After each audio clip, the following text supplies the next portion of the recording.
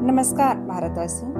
उठो, जागो और तब तक मत रुको जब तक कि लक्ष्य की प्राप्ति न हो जाए। इसी महामंत्र से भारत के युवाओं को जगाने वाले युग पुरुष स्वामी विवेकानंद जी के बायोग्राफी समरी सीरीज की इस यात्रा आरोप और प्रतिकार में आपका स्वागत है। भाइयों एवं बहनों, पिछली कड़ी अमेरिका के पूर्वांचल में हमने विस्तार से जाना था कि अनेकों विषयों पर व्याख्यान देने के साथ ही भारत के धर्म विषय पर व्याख्यान देते समय स्वामी जी ने स्पष्ट किया था कि हिंदू वेदों को ही अपना शास्त्र मानते हैं और हिंदू मुख्यतः 3 भागों में विभक्त हैं: द्वैतवादी, विशिष्टाद्वैतवादी और अद्वैतवादी। और ये वह अवस्थाएं मानी जाती हैं जिनसे होकर अपनी आध्यात्मिक प्रगति के दौरान प्रत्येक साधक को गुजरना पड़ता है। आज की इस कड़ी आरोप एवं प्रतिकार में हम क्रमशः स्वामी जी की कार्यशैली और योजना के बारे में विस्तार से जानेंगे।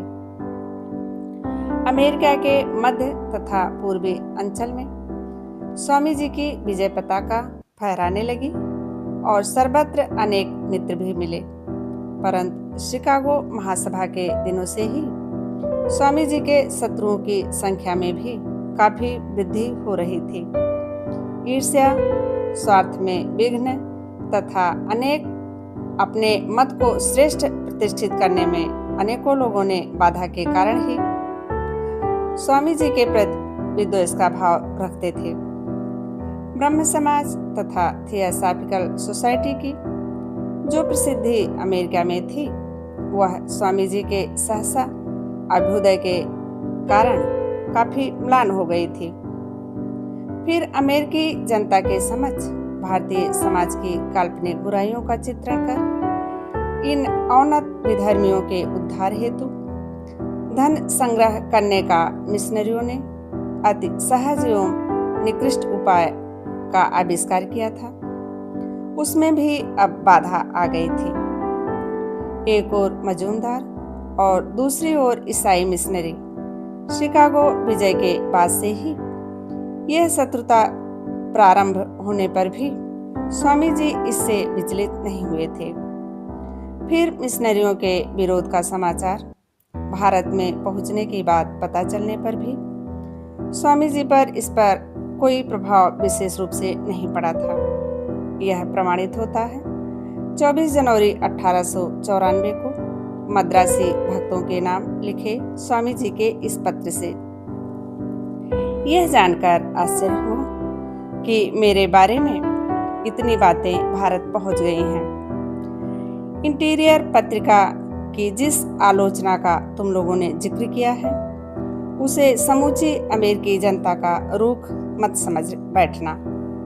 इस पत्रिका के बारे में यहाँ के लोगों को प्रायः कुछ मालूम नहीं और ये लोग इसे शुद्धाचारवादी प्रेस्बिटेरियनों की पत्रिका कहते हैं। यह बड़ा ही कट्टर संप्रदाय है, परंतु ये सभी दुर्जन हों ऐसी बात नहीं। लोग जिसे आसमान पर चढ़ा रहे हैं उस पर कीचड़ उछालकर प्रसिद्धि पाने के इरादे से ही इस पत्र ने ऐसा लिखा था, परंतु भारत के पादरी अवश्य ही इसे लेकर एक हंगामा खड़ा करने का प्रयास करेंगे। यदि वह ऐसा करें तो कहना, हे यहूदी, याद रखो ईश्वर का दंड तुम पर घोषित हुआ है।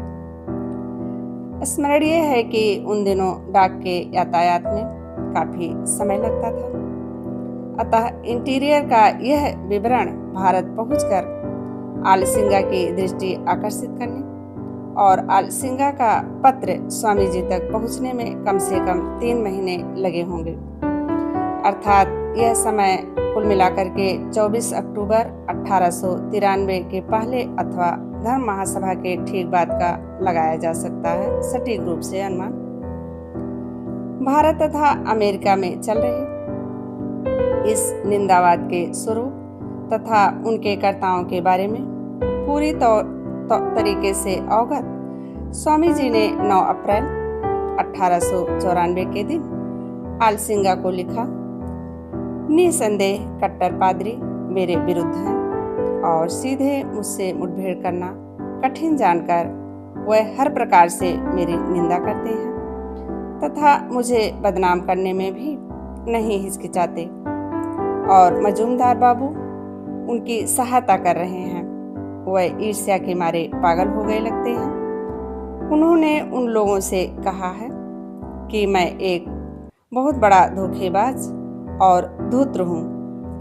फिर उधर कलकत्ता में कहते फिर रहे हैं कि मैं अमेरिका में अत्यंत पापमय लंपट जीवन बिता रहा हूँ। भगवान उनका भला करे। महापुरुष जैसे आरोपों का उत्तर दिया करते हैं, स्वामी जी का उसी के अनुरूप उत्तर ही है। स्वामी जी के इन पत्रों से पता चलता है कि उन्होंने अपना पक्ष समर्थन करने का कोई प्रत्यक्ष प्रयास नहीं किया था स्वामी जी ने, तथा अति जो अंतरंग अमेरिकी मित्रों को अकाट्य तथ्य उपलब्ध करवा देना स्वामी जी ने आवश्यक समझा। ऐसा न करने पर स्वामी जी का अमेरिका में रह पाना असंभव हो उठता। यह बात तो अति सामान्य बुद्धि का मनुष्य भी समझ सकता है। फिर आवश्यकता की बात छोड़ भी दें तो मित्रों का अपना एक दावा होता है। इसीलिए स्वामी जी ने 1894 ईस्वी के मध्य में बोस्टन के प्राध्यापक राइट को लिखा था। अब तक आपको पुस्तिका एवं पत्र मिल गए होंगे। यदि आप चाहें तो शिकागो से मैं भारतीय राजाओं एवं मंत्रियों के कुछ पत्र भिजवा सकता हूँ। मैं धोखेबाज नहीं हूँ। इसका विश्वास दिलाने के लिए यदि आप चाहें तो उन्हें आपको लिखने के लिए कहूँ, परंतु भाई हमारे जीवन का आदर्श तो छिपाना, दबाना तथा अप्रतिकार करना है। हे कृपाल मित्र, मैं आपको पूर्णतः संतुष्ट करने के लिए नैतिक रूप से बाध्य हूँ, परंतु बाकी दुनिया क्या कहती है इसकी मुझे परवाह नहीं है। सन्यासी को आत्मरक्षा नहीं करना चाहिए। अतः मैं आपसे विनती करता हूँ कि आप उन पुस्तिका एवं पत्रों को ना तो प्रकाशित करें और न ही किसी दूसरे को दिखाएं। इस पत्र के अंतिम भाग में स्वामी जी के व्यथित हृदय से एक बड़ी ही दुख विषाद मिश्रित उक्ति निकल पड़ी है। मैं कभी मिशनरी नहीं रहा और ना कभी बनूंगा ही। मेरा स्थान तो हिमालय में है।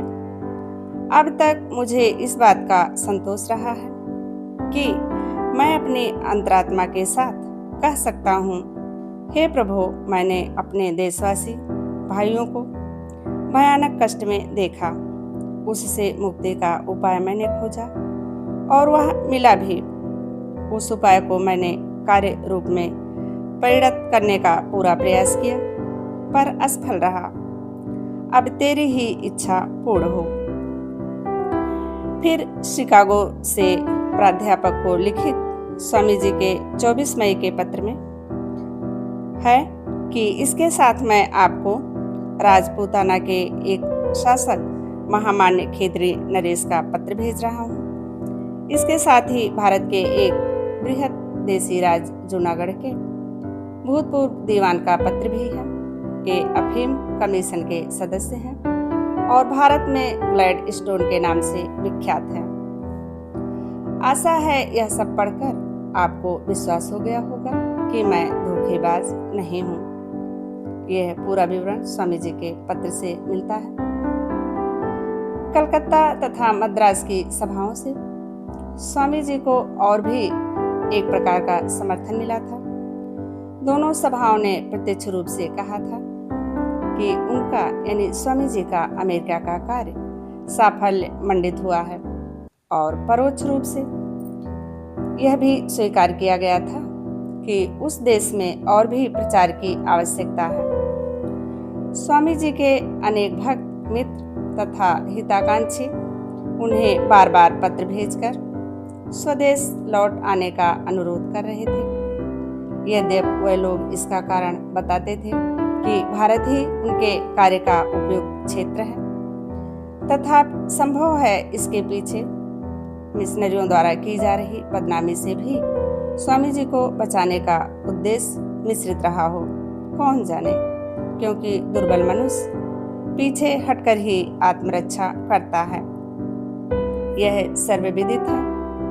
अतः स्वाभाविक रूप से मित्र को बचाने के लिए उसे इसी उपाय को अपनाने का परामर्श दिया जाएगा। भारत के कल्याण के लिए उनसे लौट आने को कहा जा रहा था। इस बात का उल्लेख हमें स्वामी जी के 9 अप्रैल 1894 के पत्र में मिलता है।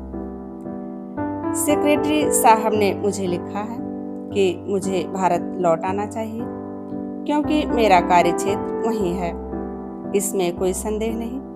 परंतु भाई, हम एक ऐसी ज्योत जलाने वाले हैं जो अपनी आभा से संपूर्ण भारत को आलोकित करेगा। खेतड़ी नरेश ने भी अपने 7 अप्रैल 1894 के पत्र में उनके भारत लौटने की आवश्यकता का उल्लेख किया था, परंतु साथ ही यह भी लिखा कि उनका अमेरिका में ही रहना उचित है, क्योंकि वहाँ के लोग जौहरी हैं और रत्नों की परख जानते हैं।